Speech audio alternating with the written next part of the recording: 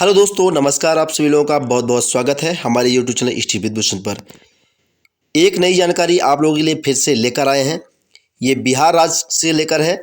जितने भी अतिथि शिक्षक हैं उनके लिए बहुत ही बुरी खबर कह सकते हैं। बिहार राज्य में जो भी अतिथि शिक्षक हैं उनके लिए ये खबर है। आप विस्तार पूर्वक इस खबर को देख सकते हैं। चलिए आ जाते हैं हम स्क्रीन पे और आपको दिखाते हैं। ये नव भारत टाइम्स की खबर है, जैसा कि आप स्क्रीन पे देख पा रहे हैं। बिहार में 4000 शिक्षकों की नौकरी जाने वाली है। जो अतिथि शिक्षक है उस पर पूरी खबर है। आप इस वीडियो को एंड तक देखिएगा, तभी आप समझ पाएंगे क्या चल रहा है, सरकार की नीतियां क्या है। कि नौकरी एक जगह आपको नौकरी मिल रही है तो कहीं से कहीं आपकी नौकरी जा भी रही है। तो कुछ लोगों को नौकरी मिल रही है बीपीएससी के थ्रू, तो कुछ लोगों की नौकरी जाने वाली है। तो आ जाते हैं पूरी खबर पे। आप जैसा कि देख पा रहे हैं, सीतामढ़ी से ये खबर निकल के आई है। महापर्व छठ के बाद बिहार के विभिन्न स्कूलों में तैनात अतिथि शिक्षकों की नौकरी चली जाएगी। इसको लेकर अभी से ही निर्देश जारी होने लगे हैं। मुजफ्फरपुर में इसको लेकर डीओ ने आदेश भी जारी कर दिया है। अगर आप मुजफ्फरपुर से हैं, इस खबर को देख रहे हैं तो आपको पता होगा। नहीं पता है तो इस खबर को पूरा देखिएगा।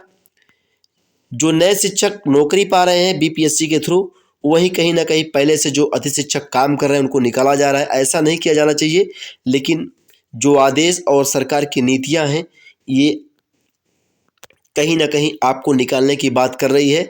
छठ पूजा के बाद इनकी सेवा नहीं ली जाएगी, सीधे तौर पे कहा गया है डीओ के द्वारा।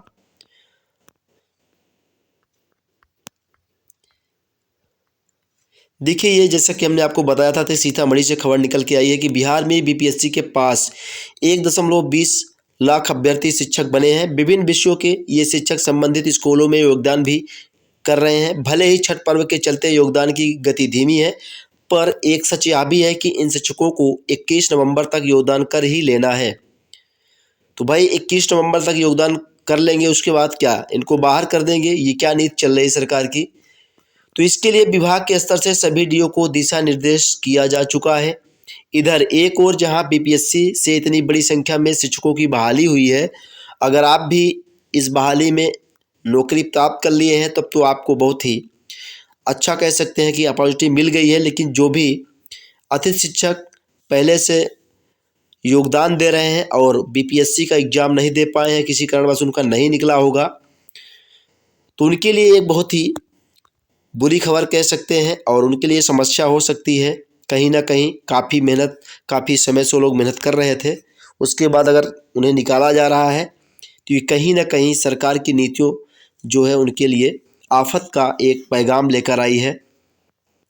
एक और जहां बीपीएससी ने बड़ी संख्या में शिक्षकों की बहाली हुई है, दूसरी ओर सूबे के स्कूलों में कार्यरत हजारों अतिथि शिक्षकों की नौकरी चली जाएगी।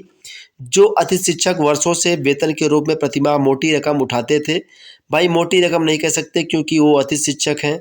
जैसा कि इस समय आपकी नीति चल रही है, कभी भी आप निकाल सकते हैं, तो कहाँ से मोटी रकम उठाते थे वो? फिलहाल कोई बात नहीं, वे चंद दिनों के अंदर सड़क पर आकर बेरोजगारों की श्रेणी में खड़े हो जाएंगे। तो कुछ न कुछ सरकार को ये अतिथि शिक्षकों के लिए भी कुछ न कुछ करना चाहिए। काफ़ी समय से ये लोग अपना योगदान दिए हैं शिक्षण के क्षेत्र में।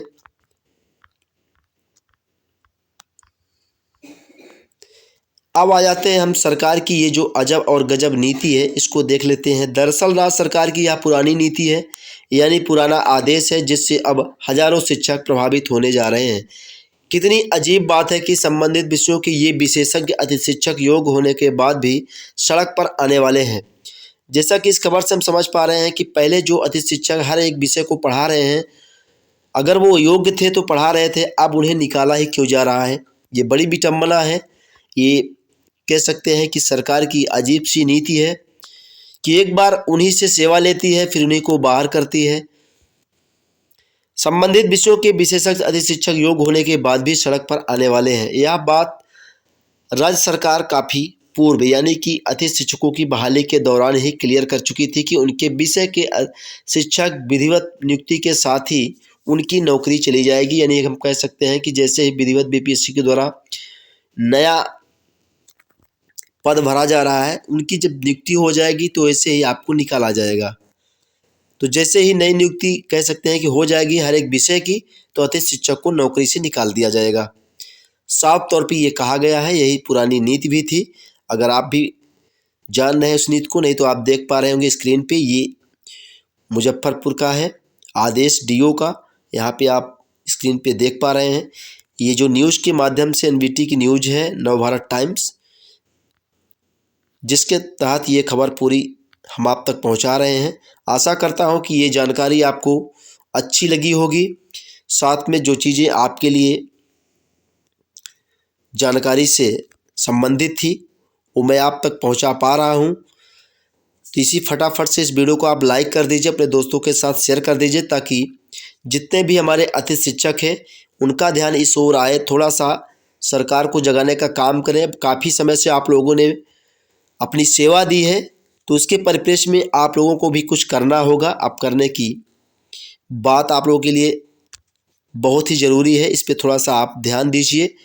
ये जो 2018 और 2023 में जो आदेश हुआ था उसके बारे में ये कहा गया है कि शिक्षा विभाग की संकल्प संख्या 51 दिनांक 25 जनवरी 2018 और संकल्प संख्या 371 दिनांक 3 जुलाई 2023 में यह स्पष्ट किया गया है कि जिस विषय पर अतिथि शिक्षक की सेवा ली जा रही है, अगर उस विषय पर नियमित शिक्षक का पदस्थापन हो जाता है तो अतिथि शिक्षकों की सेवा न ली जाए।